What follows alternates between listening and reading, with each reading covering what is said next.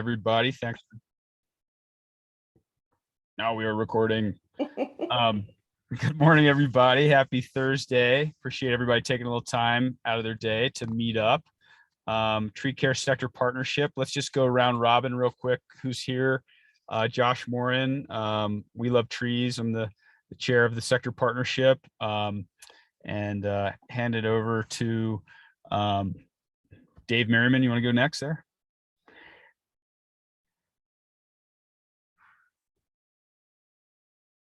Can't hear you, Dave. David. Okay. I'm David Merriman with Arborist. Of course. And I own Arborist, and we do tree trimming and tree removal and all kinds of other things. If it doesn't end up working out for you, for this Apparently I lost who else is on the meeting, so I don't know who's next on the line. All right. Oh, I here see we a new face in here. Adrian's there. So Adrian. Thank you. Hi, my name is Adrian. I'm the forestry superintendent of Aurora, Colorado. So yeah, how about Lindsay? Thanks, Adrian. Hi, everyone. I'm Lindsay. I'm with the Park People, and we are here always talking about our pre-apprenticeship program and listening and learning from you all. Thanks. I'll pass it over to Megan. Thanks, Lindsay. I'm Megan Townsend. I'm one of the owners of Altitude Arborist. We serve kind of Longmont down to 76 and kind of Brighton over to Boulder is our area. And yeah, been joining the meetings for a few months now, getting some things done. Cool. Want to pick somebody, Megan? You know, you'd think I'd know this by now. Let's go with Mike.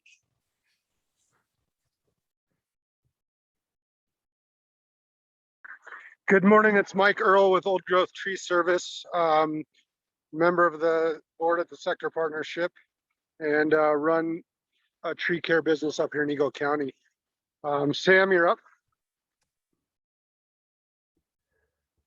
Hi, my name is Sam Hall. I'm the Boulder Chamber of Commerce. I'm just trying to get as much information that I can so I can come back and present it to the people at the chamber to see how we want to benefit and help in this sector partnership. Let's see, the person that I can see on my screen, Amanda. Sorry. Thanks, Sam. Hi, everyone. I am Amanda Miller, and Nikki and I work together. So you're probably used to getting a lot of messages from Nikki Lucas. We are with the Place Setting Company and support the convener team, the leadership team, as well as general partnership activity. And then I'll turn it to Madeline. Hi, everyone. Madeline here with the Park People. I work closely with Lindsay, and we've been working on our pre-apprenticeship, which I already mentioned. I think that's everyone. Yeah. Yep, we're squared away. I will share the agenda.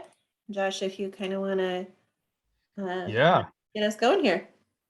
Let's dig in this morning and see if we can keep on schedule. So the first order of business is an update on arborist apprenticeships, and we have a couple developments here that just want to make everyone aware of. We are starting a new cohort of arborist apprentices through Front Range Community College. We are planning to have an orientation meeting this coming Monday, and then start classes. I think they start on the 2nd.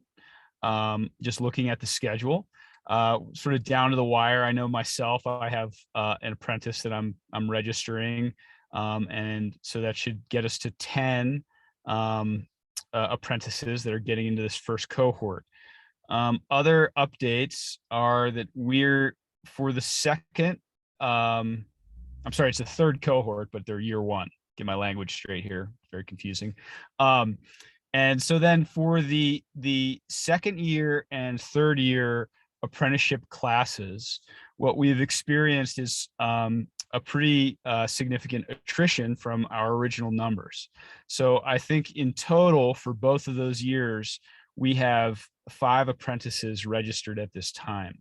And so I've been in conversation with Lynn, and she's reached out to every one of the companies that sponsors apprenticeship. And our strategy for this is that we need to reassess how we're going to deliver classes. It might not work with this traditional model that we've been using. I think that we're going to have a conversation tomorrow with the Tree Care Industry Association to talk to them about their online curriculum that they've developed. And, it's a challenge that's presenting itself, and it's also an opportunity for us to look at what it's going to take to shift for us to deliver this learning, the related learning, in a way that's efficient and that also hopefully is more in line with, the realities of the operations and the businesses. So that's a update really quickly there. I threw some things out there that are a little vague. If anybody has any questions on where we are with that, it does mean that the initial classes, we were going to be teaching plant health care. That was going to be one of our first classes. So we've postponed those classes until we come up with, the model that we're going to use to deliver that related learning. So we're looking at, doing those more in the winter than we are for November. So just an update there, and just open it up to questions if anybody has them on where we are with that.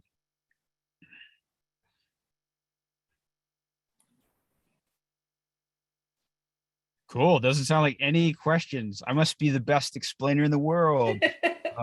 You did great, Josh. Yeah, thank you. But if you have some ideas or thoughts, happy to hear those from people.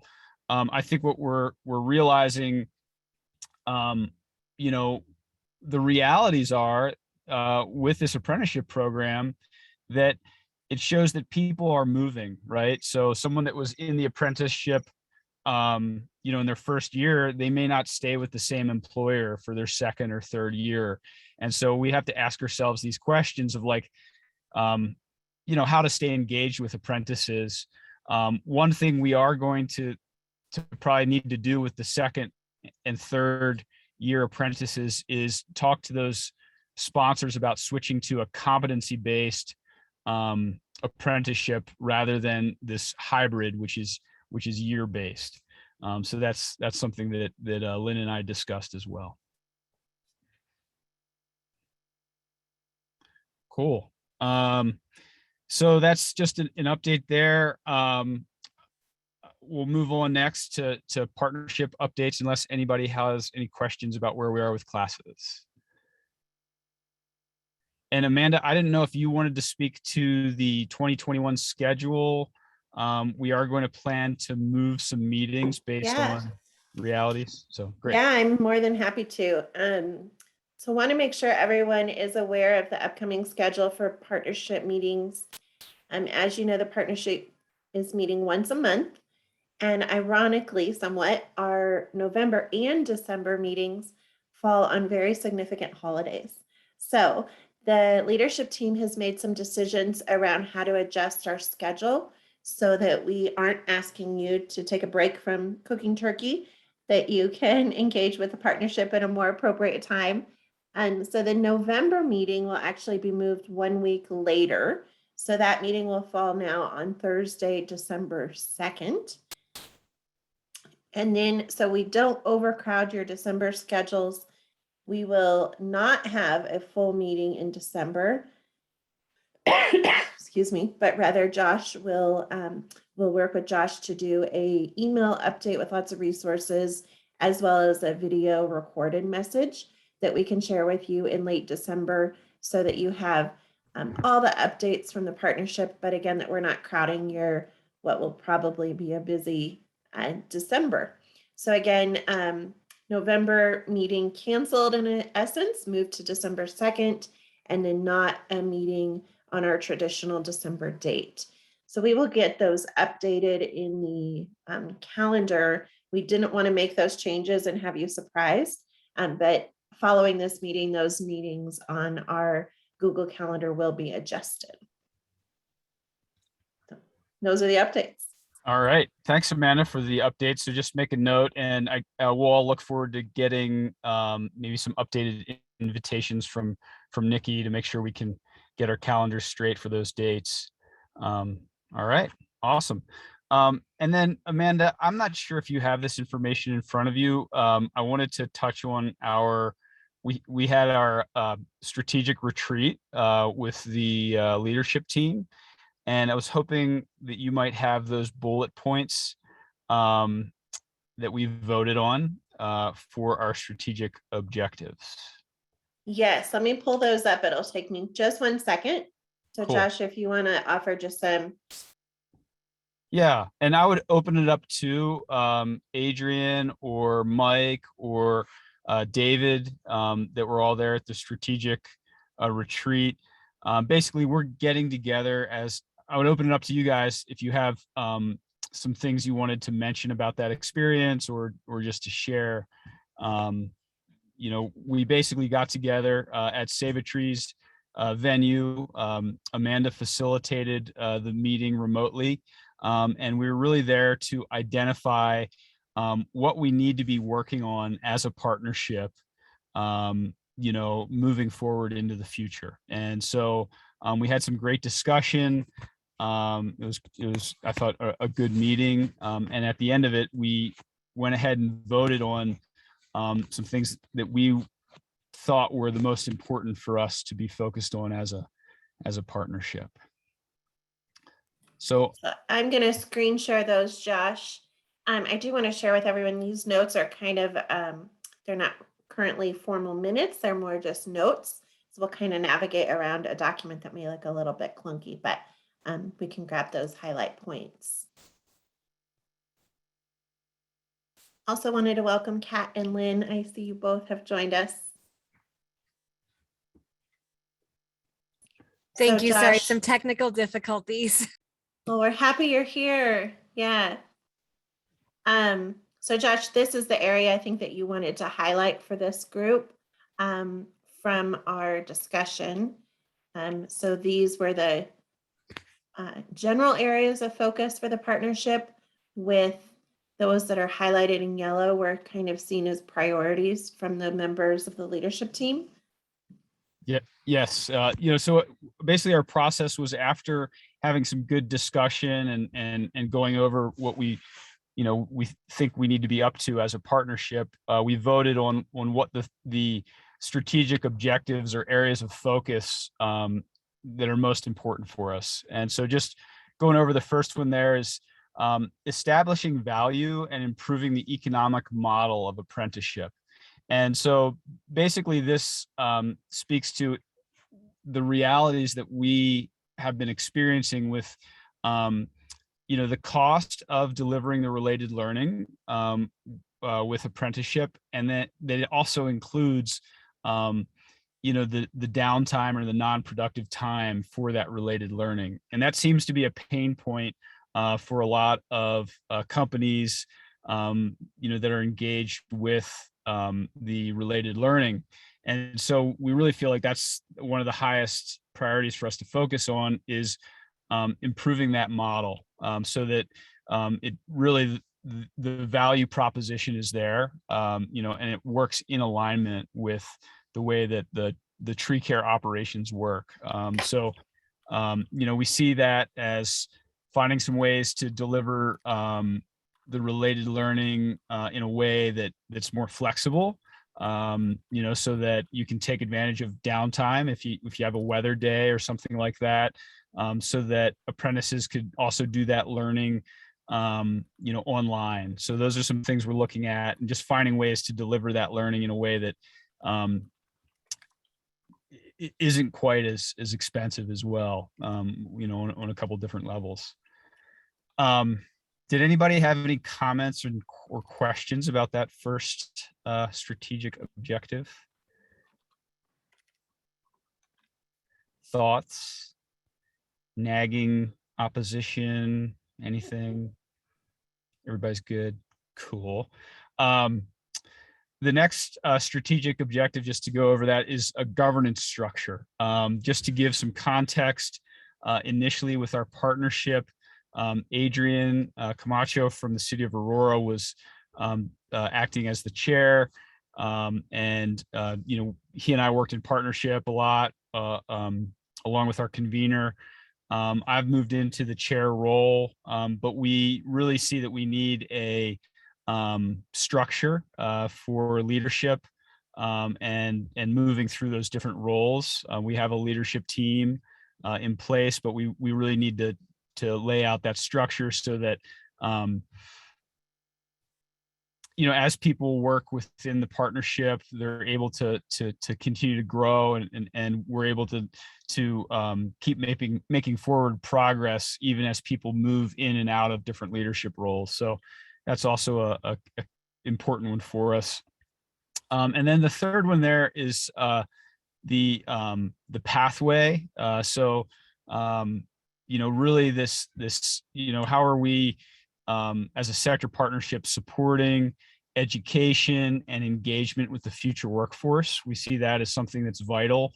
That funnel, right? Like, a lot of the work we're doing right now is, with apprentices who are employees. So they're pretty far down at the bottom of that funnel. So we also need to be paying attention to the wider upper part of that funnel, which, that includes things like pre-apprenticeship.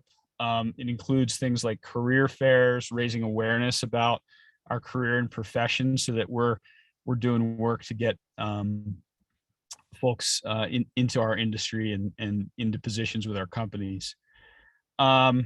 So, some of the other things that didn't make it, I'll just touch on those real quick, into the top three. And we do three because really it's tough to focus on more than three things. If you have a bunch, it's less likelihood of anything getting done. So we got it down to three. The other things we looked at, the connection and partnership within the industry across the state, we see that as definitely a significant issue. We have Mike Earl representing from the Rocky Mountain region. We have some other companies that have expressed interest from other parts of the state. So that's still out there, is how do we engage with them in the sector partnership? And we also talked about exploring opportunities for shared trainings. I know, Megan, that was something you brought up, this need as a small business for things like EHAP, the different trainings that we all put on as companies. And are there ways that we can use the sector partnership to collaborate on those trainings? We definitely see those things as viable. We just didn't make it to the top strategic objectives. And then also, David Merriman brought this up, and the importance of making sure that the journey worker credential is visible, and that it's also something that other entities can adopt to recognize. So those are the things that didn't quite make it. They're still there.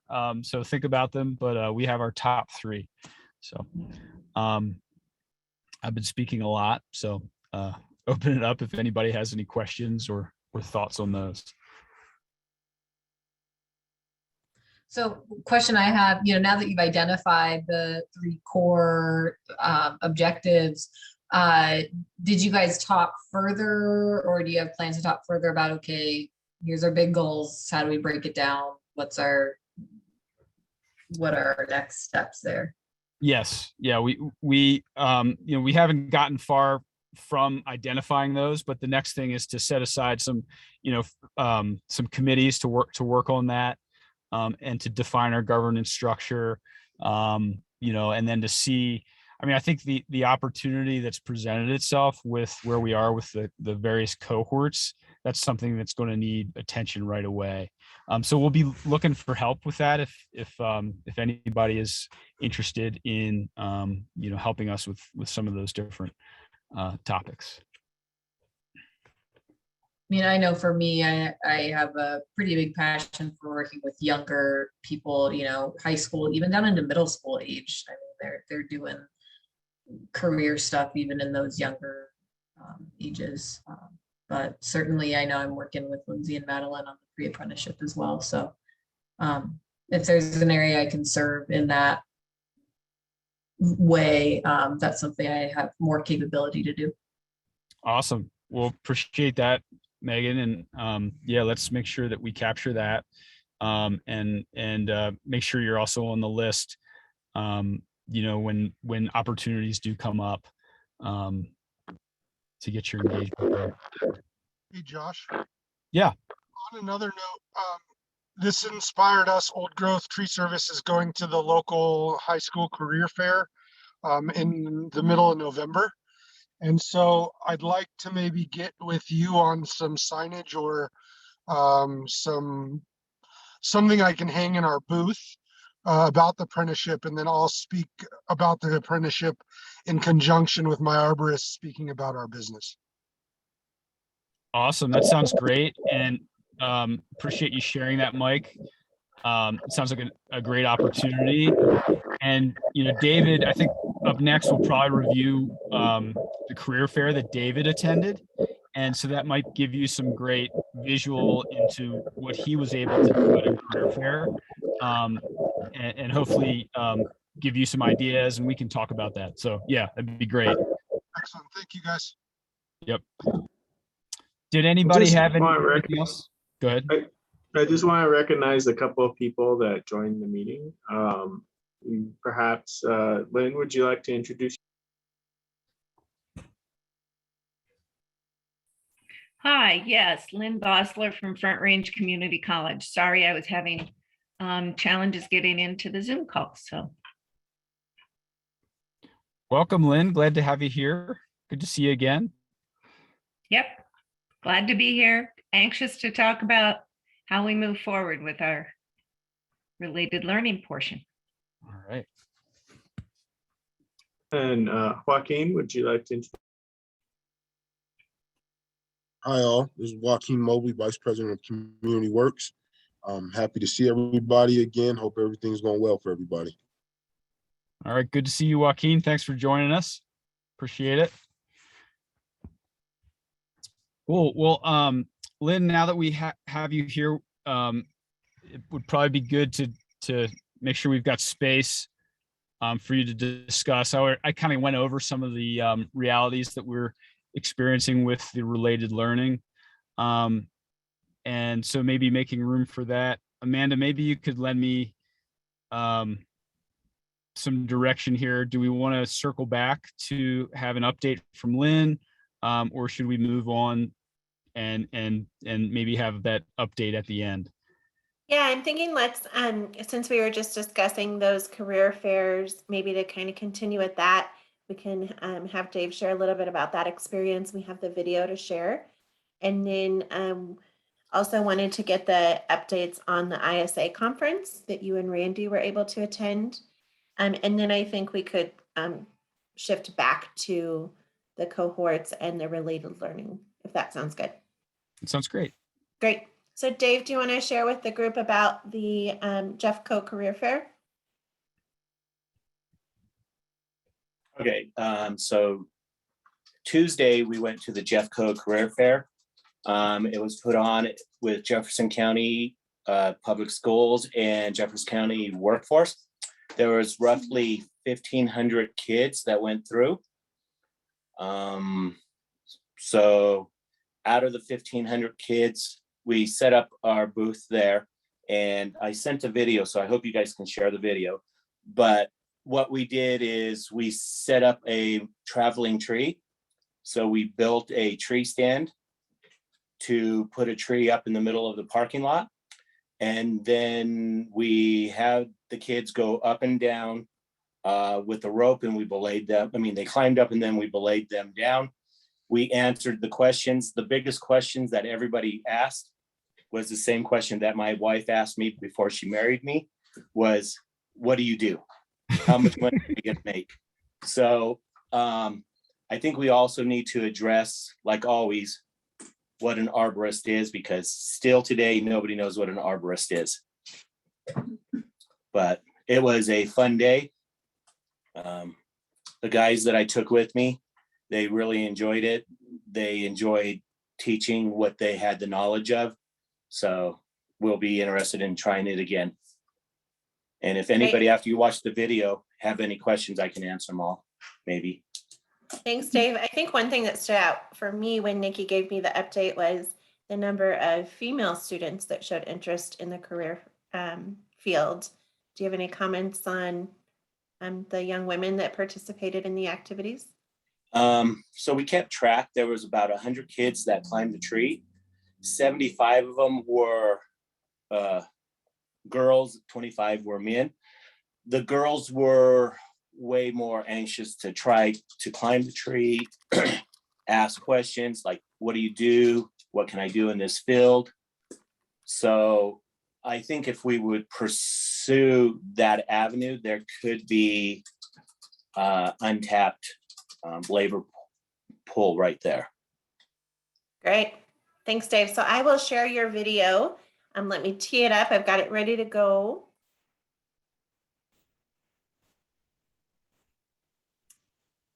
And does everyone see now the first part of the video? I will get it started.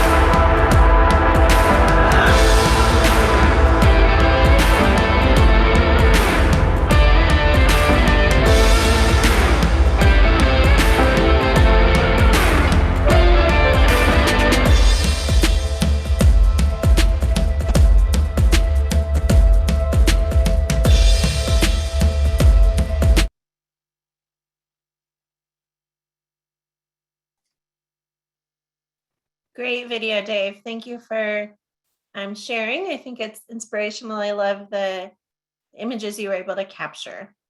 Great job. And it's, I don't know if anyone had any questions, but Kat, I know you had some career fair updates to share as well. Well, first I was going to ask, Dave, can we connect afterwards that because we could possibly use that with the upcoming apprenticeship month. Colorado has apprenticeship month and National Apprenticeship Week. And so we might be able to use at least part of that for, you might be able to use it on the CDLE apprenticeship social media calendar if you'd be interested. So if you're interested in connecting afterwards, that does leak into transition into next month is Colorado Apprenticeship Month. I'm not sure if on the 1st or what day, but the governor will be signing the proclamation again this year. And then National Apprenticeship Week through the Office of Apprenticeship is the week of the 15th. That week we will be hosting, we are doing a statewide registered apprenticeship job fair. It's a virtual.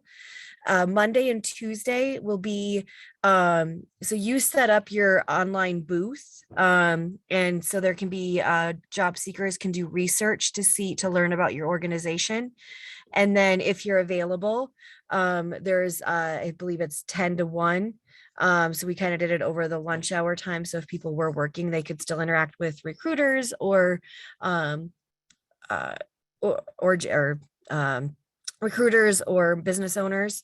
If you're not available, we can also put that it's unmanned as well. So I didn't know, Front Range, you'd be welcome to represent your program since you're part of the apprenticeship as well. And you're one of the ways that we collect that we collect names. Just wanted to make sure that we were definitely representing somehow in that opportunity. So I'll make sure that Amanda gets that email right after this meeting, so we can make sure that gets forwarded out. And if you have any questions or anything, but you just set up a booth. You can answer some questions or however you'd like to work on that. But yeah, Dave, if you're interested in connecting afterwards, I'd love to. I mean, it totally has your name all over it, so I'd love to be able to give you some statewide cred in there. And we're looking for some great content. So that was my plug. Thank you, Amanda. Great. Kat, can you just repeat for us the date of the virtual job fair? The official job fair is November 17th. Great, thank you. Mhm. And I'm sorry, it's 11 to 1, 10:30 to 11 is for veterans only. And then 11 to 1 is the standard job fair. Great. We'll look forward to that email, and we'll definitely get something built to represent the partnership in the apprentice program. So thank you. And Dave, I just wanted to commend you how impressive it is that you were able to erect a tree in a parking lot that otherwise had no trees in it, that then people could climb. That's like a feat of engineering. Yeah, I don't know how you did that and did it so quickly. So kudos to you. That really is awesome. Thank you for representing the sector partnership and raising awareness about our industry. I mean, I think there's also, that could be a great little article for the Tree Care Industry Association magazine, or even maybe passing it to the Rocky Mountain chapter of the ISA, just getting some more word out there, because I think that, like you shared, this great way for our people that are in our industry that are passionate about what they do to share that with younger generations. It sounds like your employees really got some satisfaction out of doing that. And, I think there's more opportunities for us to do that as an industry. So yeah, I just want to thank you again and appreciate you for showing up and doing it and running with it. That was awesome. I would love Dave to connect, and I think it just makes so much sense to have the combined knowledge here to put something together that then it's kind of like a kit, to do repeat, right, at different career fairs for that age range. And just so I think those it would be great to share ideas and have things that we could put together for outdoor events and indoor events, that we're not reinventing the wheel, because clearly you had a successful event, and I think just having more of that makes a lot of sense. Cool. Thanks for that, Megan. Yeah, I mean, I think that's something we clearly have that as a strategic objective for our partnership. And, we're seeing that in action with David's participation here. And, I know in the past, there have been the green industry career days that have been put on by the CSU and the state. And so I think, yeah, I mean, if we can get that model built out so it's repeatable, it sounds like Mike's, going to be taking part in one of those. And yeah, so putting our heads together and collaborating, which is what this partnership is all about, for everybody's benefit. And just so everyone sees, Joaquin was able to drop into the chat a link to a news story about community tree service. So we invite you to capture that link and watch it later. So thank you for sharing that, Joaquin. Great media stuff. Appreciate it. Josh, we may now want to transition back to Lynn and some of the conversation regarding related learning and class schedule. We have just about 20 more minutes in our time together. Cool. And I just wanted to, I'll cover it real quick. Randy and I attended the online ISA conference. I don't really have much of an update from that other than having watched the different modules in there, a little bit of chat, but actually I talked to Vince Aquino with CU. He's interested in helping out with the tree ID portion of the related learning. So I had a little conversation with him about that. But I don't have many other updates other than just attending that event. So hand it over to Lynn, and we can cross that off the list. Right. I would just throw in too that last year we nominated one of the apprentices that was female for the apprenticeship awards. And so we need to keep looking at ways to get those females interested as well, because she's one of the third-year apprenticeship candidates right now. So, and is enrolled in She that. won, didn't she? She Did did not win an award? Oh, she did. She was No. a finalist at least. She I know was I a saw the finalist, video. Yeah, we nominated her, but she did not win. But yeah, and anytime you go out to those career fairs, if you can have a female arborist go along with you, that's great too, because it gives them a chance to talk to the girls who are interested. Yeah, so I think it sounds like you went over where we are with enrollment on related learning. So we're having our orientation session Monday at Westminster campus, and we have 10 students starting out, which is great for our third year of offering the related learning. And I think, as Josh pointed out, probably we have only 3 registered for the second year and 3 registered for the third year of the apprenticeship. So first of all, our orientation is going to be very exciting because we're going to have all the instructors there, the employers there, and the students to really go over the schedule, what's expected, what kind of equipment is needed. And we'll be able to do that at the Westminster campus. We'll be Zooming in a couple of the instructors who normally fly in to teach. But as we're looking at our second and third years, we really want to go back to, as Josh was saying, really start looking at the related learning and how we provide those learning opportunities. I do want to turn it over to Kat to kind of talk about some funding opportunities, because as you alluded, the cost for tuition is maybe one of the barriers. And so, Kat, do you want to talk a little bit about some funding opportunities that are there to help with some of this tuition?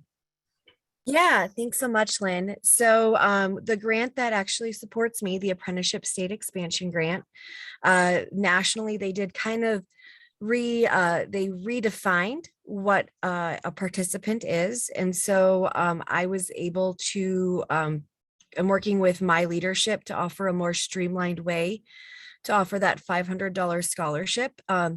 Shout out to City of Aurora. A couple of their participants have gone through the official original way that we did it, and got with us a couple weeks before they started. And so I will be reaching out to each of the employers that have students registered, hopefully this afternoon or definitely tomorrow. But Lynn was so kind as to allow me the opportunity to, with your approval, of course, have your students apply, or your apprentices, excuse me, apply for the scholarship. And so, and their Front Range is also so generously working with us we'll be able to delay that billing to you, so that the Workforce Center can directly bill it. So this is a very unique opportunity that we've kind of all orchestrated together. But once again, I'll meet out with the 4 employers that have individuals registered for that first year within the next day or so, just to make sure that you're okay with it. The funding does fall with the apprentice, so it's about a 1.5 page, just a quick application. They will need to create a Connecting Colorado account. We'll be able to do it all at one fell swoop, and get everything taken care of right then and there. So we'll just have to talk about any minimal requirements that we'd have from you afterwards and ongoing with grant reporting. So once again, I'll reach out, and I know we have limited time, so I don't want to take too much time, but if there's any overarching disagreement with that particular process. Otherwise, Lynn, is there anything I missed? I don't think so, unless you want, I don't know if Save a Tree is here. That's one of They're the not. employers. Okay. And City of Aurora, Longmont, Tree Care, and then Josh, yours. So those are the main employers for the first cohort. So Amanda will be Kat will be reaching out to all of you. But I just wanted to address that we're really going to work hard to kind of and it looks like it's top strategy in what you talked about in your leadership group, Josh, which is how do we rethink the learning? And I'm working with Kat and with Melissa English at Department of Labor to really understand the apprenticeship and the requirements of the apprenticeship. One of the things that we want to really take a look at is, as you know, Josh, competency-based will give us more flexibility there. And so I think some of the apprenticeships are already registered as time-based, which means if there's a certain requirement of number of hours that you have to spend in related learning sitting in the classroom. I think if we move to competency-based and we can all work with each employer to do that, we can be a lot more flexible in how we provide that learning. We're also working with TCIA. They're putting a lot of the content online. So that, again, will make it more accessible. One of your visions, I know, Josh, is rather than bring everybody into a classroom and having to have 8 to 10 to pay an instructor, are there some ways that we can, if an arborist is out there and has some open time, can he get on and just look at and do some learning on his own? And more learning is starting to take place that way, through real-time Zoom or through videos, through online. So we've put that third cohort, which was supposed to start November 3rd, on hold until the first of the year. The second cohort is still, they don't start until January. So that buys us some time to really look at, because it's not cost effective to have 3 students in a classroom and an instructor there for 8 hours. But we think there's some really good ways we can adjust that learning. One of the things that I'm interested in hearing back from you, I'm thinking that, there are certain pieces of that learning you just can't get on in video, right? Yeah, right. And do online. And much of that is the rigging, the hands-on rigging, tree climbing, aerial work. And we think we can still deliver that for year 2 and year 3 cohorts, because the good news about that is, again, it doesn't take an instructor as long to deal with 3 students as it would 10, right? So I think we can adjust that and still be able to offer that and look at how we can be more flexible with that lecture classrooms learning. So that's really, doesn't give you a lot of detail yet, because we need to spend some time seeing what TCIA has out there and what we can do to adjust our curriculum. I think all of this, the good news is all of this can also impact the cost of the tuition. So that can also help with, I know, one of your strategies, which is looking at making it more affordable to get this related learning. So Front Range is all in. We really want to work with you on how we can adjust and make flexible our related learning. Awesome. Thanks for speaking to that, Lynn, and sharing all of that. And yeah, I think let's keep on it, and look forward to doing some creative, adaptation, so that we can get the, get the learning material across. And so, yeah, awesome. Could I ask a question really quickly? Do you have data on the people who left the program in terms of how many were because they went to a different company, how many because they lost interest? If there's any kind of main theme that then we could strategically work on to minimize that? I can tell you anecdotally, because have spoken with a lot of these students, it is that they're moving around a lot. They're just moving to different companies. And my feeling is if there's a way we can complete this related learning in 1 to 2 years and not stretch it out to 3, I think we'll be in a lot better shape. They can continue their on-the-job training, but that's where we're seeing the issue. Now, COVID played a part in that our cohort was smaller last year to start, which throws us off for the subsequent years. But it is really about people leaving and moving. It doesn't seem like they're leaving the industry. They're just leaving that particular employer. And sometimes they're leaving the state and going somewhere else. But I don't see, I'm trying to think of all the ones that we talked with, any that just quit because they weren't interested. It really was, it's just a real movable, seems to be a real movable profession. Like everything right now, I think. People are moving around. Right. And I think that's an opportunity maybe for some of the companies that have apprentices to get together and talk about, okay, is there a theme of why people are leaving, and that just helps everybody. We're all struggling with hiring and retention, which is why we're here. But just the entire country is struggling with that. So it'd be interesting if there are any insights that would be shareable to the group in terms of strategies that work or do not work for that. Go ahead, John. I was just going to say, and I really appreciate that you bringing that up, Megan. And I think that gets to the, the core of it, and looking at this and, apprenticeship, is looked at as a retention tool because, it's an investment in the employee. And it's also, ultimately, empowering for the employee, right? When they get this credential that is a transportable credential, they're, having this experience of saying like, look, I have all the knowledge, skills, and abilities of a journey worker, and that's the idea behind it. And what's that actually like? What are we experiencing? And one thing that I see is that, and Kelly has spoken to this. I mean, any company that's seen people move between different tree companies, it's if we have enough companies that have registered apprenticeship, if my employee said, hey, listen, I moved down to South Denver, I can't keep on your apprenticeship program. I'd love to stay working with you, but whatever. And I said, oh, well, go talk to David Merriman at Arborist because he has registered apprenticeship.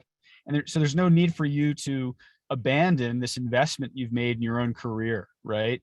And so I think that's where, but that's a flywheel, right? Like we got to build momentum with that and have to have enough companies that have registered apprenticeship, and that's where like if a company just has registered apprenticeship and, they get approached by someone that's already in a program, they could be an answer, to that. So I see that perspective and how do we utilize apprenticeship to help us, and to help the employees and to help our industry. Mm-hmm. Yeah. So I I have appreciate one more question. So we had an employee who we offered to put him through this program, and he was like, I kind of feel like I'm learning a lot on the job, and he just ultimately wasn't interested. And I mean, that's great. We're providing him good training, but I still think there's a ton of value in learning from others, and perhaps I'm wondering if any of you, and maybe we don't have time on this meeting, but would want to discuss afterward, what's a great way to encourage your people to get into this program and to sell the program a little bit better, because I clearly failed. Well, maybe it wasn't a fit, he didn't see the value, or she, yeah. One of the things, did you talk about the park people and I don't know if they're on the call, and their pre-apprenticeship work. I don't know that that fits with somebody who's already employed and working, but I think I'm interested in their work because it gives people an opportunity to kind of dip their toe in, right? And just try, because what we're hearing, you're absolutely right, Megan, the value is being with other folks from other companies and learning from them. And one of the best things that happens in those discussions is, oh yeah, I experienced this on the job and I did this. And just making that connection with others is so valuable. So I'm excited about the pre-apprenticeship that they're talking about doing, which will feed into, because that'll also help with the 95 plus people on our list who have come in through our interest, right? Through our interest button on our website, and give them an opportunity to dip their toe in and try it out. Thanks, Lynn. I appreciate that. I'll jump in a little bit. I see us as filling that sort of pre-screening role when you're talking about, widening the funnel of applicants and, allowing them to have like a trial period in tree care through this 8-week program that we're developing. And then, making an educated choice as to whether or not the apprenticeship is the right fit for them. So we definitely see it as that pre-screening tool. We also are doing so much outreach right now to additional employer partners, looking throughout the metro area. So I think what you're referring to is sort of widening that employer funnel as well, and really selling the benefits of pre-apprenticeship and apprenticeship to employers. So, we can definitely fill that niche and work with you all on that niche as well. Like when it comes to, Megan, what you were talking about, just like developing elevator pitches for the apprenticeship. That's something that we're thinking about for the pre-apprenticeship. So if we come up with, brilliant ideas, we'll definitely share them because I think they're applicable to everything that we're all doing here. And also just those cool things like what David just showed with the video, like, what a great way to get people wanting a career and wanting to have experiences like that may be slightly outside the job description on a day-to-day basis. So really thinking outside the box and using all the equipment that you guys all have to sell the program in a meaningful way, I think could be a huge strength.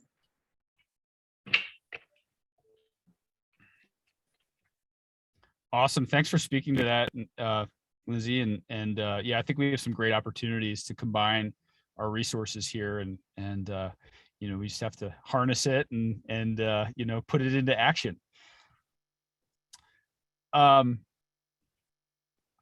Amanda, I don't know if I'm missing anything in terms of where we are in the meeting. We have about 4 minutes left.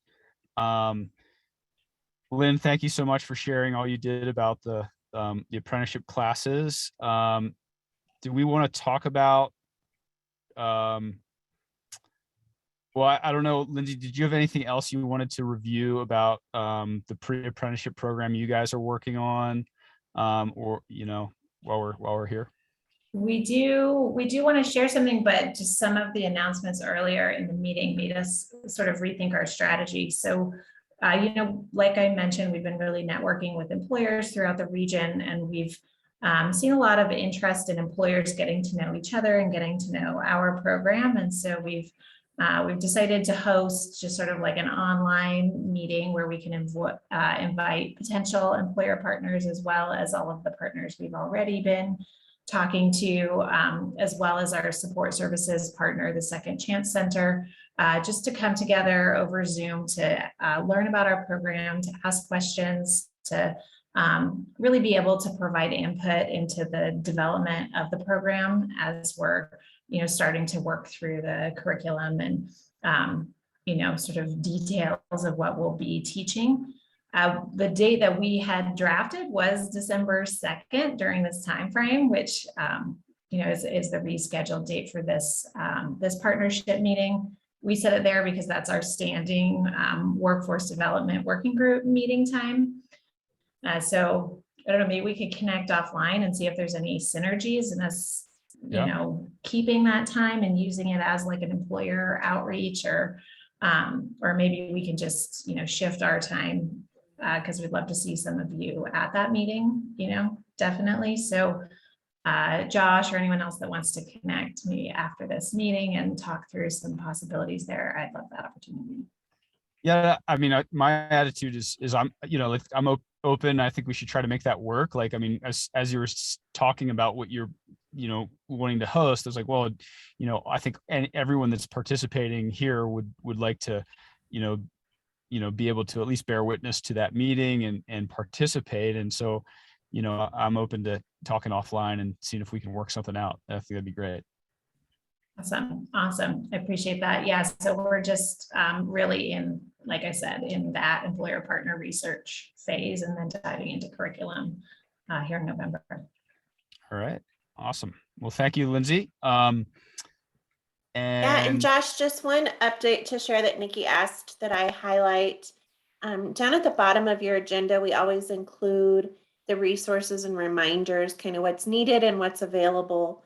As Lynn mentioned, there is the list of interested people who are interested in apprenticeships. And I think an exciting thing, Nikki was able to remove 2 people from that list who are now registered for their first to be part of that cohort. So it is working. That list does generate the right people for the program. But also just want to again point out that there is a need for businesses and employers who are interested in hosting apprentices, and then volunteers who are able to serve as Arborist ambassadors. So to connect with people who have shown some general interest and maybe just want to dive a little bit deeper into what a career in this field would look like. Nikki keeps a running list of people to make those one-on-one connections. So if anyone on your teams are interested, let us know and we can add you to that list.